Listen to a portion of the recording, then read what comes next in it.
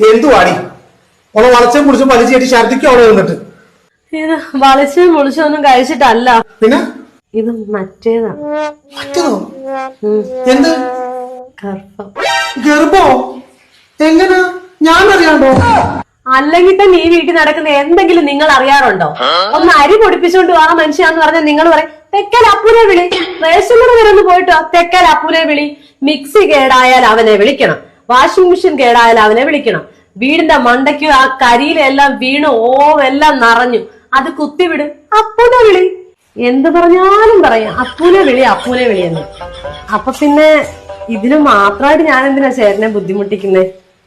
ഇതിന് ഞാനങ്ങ് അപ്പൂനെ വിളിച്ചു. ചേട്ടന് സന്തോഷമായില്ലേ?